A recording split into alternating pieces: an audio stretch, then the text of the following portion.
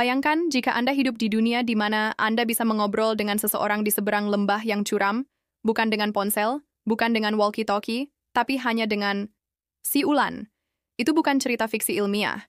Di beberapa tempat terpencil di dunia, bahasa siulan adalah kenyataan. Tidak main-main, siulan mereka bisa menyampaikan kalimat lengkap, menggantikan kata-kata, dan dimengerti layaknya bahasa verbal biasa. Di balik bentuknya yang terdengar seperti lagu burung, tersembunyi teknologi komunikasi manusia yang sangat tua, canggih, dan unik. Ini bukan hanya fenomena linguistik, tapi juga warisan budaya yang sedang terancam punah. Dan disinilah cerita kita dimulai. Jika Anda baru pertama kali di kanal ini, silakan tekan tombol like dan subscribe agar Anda tidak ketinggalan fakta-fakta unik seperti ini yang akan membuat Anda berpikir dua kali tentang dunia di sekitar Anda. Mari kita mulai dengan satu tempat kecil di Turki yang bernama Kuşköy. Secara harfiah berarti desa burung. Di tempat ini, penduduknya tidak hanya bernama seperti burung, mereka juga berkicau seperti burung untuk berkomunikasi. Bahasa siulan mereka, yang dikenal sebagai Kuş Dili atau bahasa burung, telah digunakan selama berabad-abad. Menurut catatan lokal, tradisi ini sudah ada lebih dari 5 abad lamanya. Kuşköy terletak di Provinsi Giresun, di wilayah Laut Hitam Turki. Daerah ini didominasi oleh pegunungan dan lembah yang curam, membuat komunikasi antar desa atau antar petani yang bekerja di bukit menjadi sulit. Jalan setapak berliku, ladang-ladang yang terpisah oleh jurang, dan rumah-rumah yang berjauhan menjadi tantangan tersendiri. Dalam kondisi seperti inilah, bahasa siulan lahir sebagai solusi alami. Suara siulan bisa menembus jarak lebih dari 1,5 kilometer, jauh lebih efektif daripada berteriak. Tapi bagaimana sebenarnya bahasa ini bekerja? Bahasa siulan bukanlah bahasa yang benar-benar baru. Ia bukan seperti bahasa isyarat atau bahasa rahasia. Justru, ia adalah adaptasi dari bahasa lisan setempat yang diubah ke dalam frekuensi siulan. Intonasi, panjang pendek suara, dan jeda antara siulan membentuk struktur bahasa yang kompleks, yang bisa mencerminkan konsonan, vokal, bahkan aksen. Menurut penelitian yang dilakukan oleh Julian Mayer, seorang ahli fonetik dari Prancis yang mempelajari fenomena ini selama bertahun-tahun, otak manusia memperlakukan bahasa siulan seperti bahasa lisan biasa. Penelitian Mayer yang dipublikasikan dalam jurnal Current Biology menunjukkan bahwa otak kiri dan kanan kita berperan sama aktifnya saat mendengar bahasa siulan, yang jarang terjadi pada bahasa biasa. Salah satu contoh terkenal lainnya adalah di Pulau La Gomera, Kepulauan Canary, Spanyol. Di pulau ini, terdapat bahasa siulan yang disebut Silbo Gomero. Bahasa ini juga merupakan bentuk adaptasi dari bahasa Spanyol yang disiulkan. Menurut dokumentasi pemerintah setempat dan UNESCO, bahasa ini telah diakui sebagai warisan budaya tak benda sejak tahun 2009. Silbo Gomero bahkan diajarkan secara formal di sekolah-sekolah di La Gomera. Ini dilakukan untuk mencegah punahnya tradisi yang hampir menghilang akibat kemajuan teknologi. Sekarang, banyak anak-anak di pulau itu yang bisa menguasai bahasa ini dan menggunakannya sebagai identitas budaya mereka. Lalu bagaimana seseorang bisa belajar memahami siulan layaknya memahami bahasa? Prosesnya mirip dengan belajar bahasa biasa. Anak-anak yang tumbuh di komunitas ini belajar dari mendengar dan meniru. Mereka belajar bagaimana suara siulan mewakili bunyi tertentu dalam bahasa mereka. Bahkan, dalam beberapa eksperimen, anak-anak dari luar komunitas yang diberikan pelatihan bisa mulai mengerti pola dan makna dasar dari siulan setelah beberapa minggu latihan. Bahasa siulan tidak hanya terbatas di Turki dan Spanyol. Menurut riset yang dikumpulkan oleh International Whistled Language Research Group, ada lebih dari 60 komunitas di seluruh dunia yang menggunakan bentuk komunikasi ini, dari Amazon Brasil, pegunungan di Yunani, wilayah pegunungan Atlas di Maroko, hingga dataran tinggi Papua Nugini.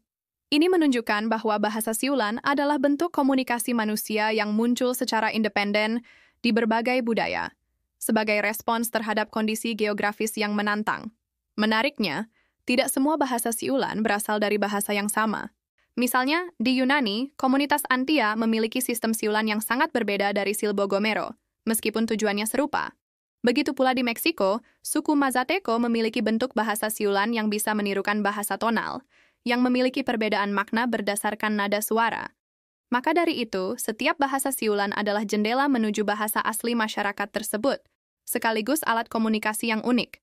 Pada titik ini, Anda mungkin bertanya-tanya, apakah siulan ini bisa menggantikan teknologi modern? Jawabannya, tidak sepenuhnya. Meskipun sangat efektif dalam jarak menengah dan kondisi tertentu, bahasa siulan memiliki keterbatasan dalam hal kompleksitas dan privasi. Di dunia yang didominasi oleh komunikasi digital, sulit untuk mempertahankan sistem yang begitu tergantung pada kemampuan fisik dan pendengaran. Apalagi, dengan urbanisasi, generasi muda lebih tertarik pada teknologi daripada mempertahankan bahasa tradisional. Inilah tantangan utama yang dihadapi bahasa siulan. Di Kushkoi, jumlah pengguna aktif bahasa ini menurun drastis dalam 2 dekade terakhir. Menurut laporan Anadolu Agency, kini hanya sebagian kecil penduduk tua yang masih fasih menggunakan bahasa siulan secara aktif. Namun, tidak semuanya suram. Di beberapa tempat, upaya pelestarian sedang gencar dilakukan. Di Turki, festival bahasa siulan diadakan setiap tahun di Kushkoi, lengkap dengan lomba dan pertunjukan. Pemerintah daerah dan universitas lokal mulai bekerja sama untuk mendokumentasikan dan mengajarkan bahasa ini kepada generasi muda. Di Spanyol, proyek-proyek seperti Silbo Gomero School Program berusaha memastikan bahwa siulan akan tetap hidup dalam kurikulum formal. Nah, jika Anda sampai di bagian ini dan masih menyimak dengan rasa penasaran, jangan lupa untuk memberikan komentar. Menurut Anda, apa tantangan terbesar dalam melestarikan bahasa unik seperti ini? Apakah teknologi bisa menjadi teman atau malah musuh dari warisan budaya? Mari kita lanjutkan dengan melihat bagaimana bahasa siulan digunakan dalam konteks sosial.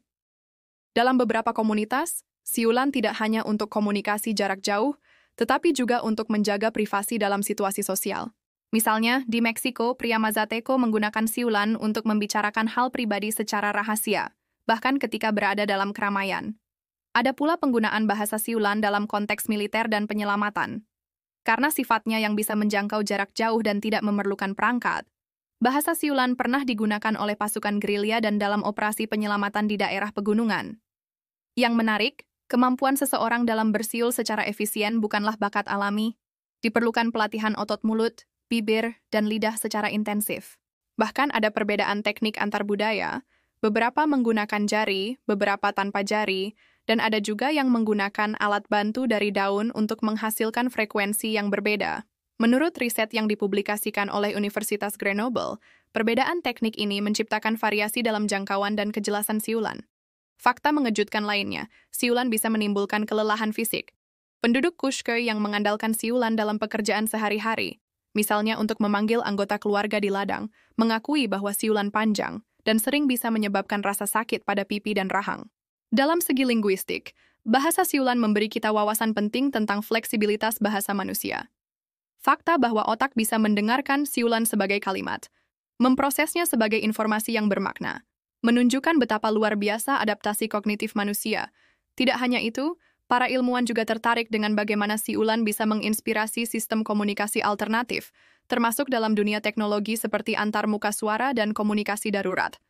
Jika Anda tertarik untuk mendalami topik ini, ada banyak dokumenter yang bisa ditonton, termasuk film pendek The Whistlers of Turkey dan El Silbo, The Whistling Language of La Gomera yang diproduksi oleh UNESCO. Beberapa dari film ini bahkan menyediakan panduan dasar belajar siulan.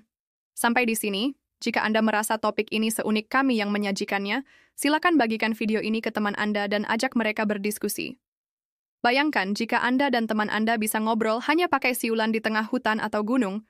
Bukankah itu luar biasa? Bahasa siulan bukan hanya sebuah fenomena linguistik. Ia adalah lambang ketahanan budaya, kreativitas manusia, dan bukti bahwa komunikasi bukan hanya tentang kata, tapi juga tentang konteks, suara, dan kebutuhan. Dunia kita penuh dengan cara berbicara, tapi hanya sedikit yang seunik ini. Maka, selama bahasa ini masih bersiul di antara pegunungan dan lembah, kita masih punya alasan untuk mendengarkan lebih dalam dan menghargai lebih jauh. Jangan lupa untuk like, subscribe, dan aktifkan notifikasi agar Anda tidak ketinggalan topik-topik luar biasa lainnya. Sampai ketemu di fakta berikutnya.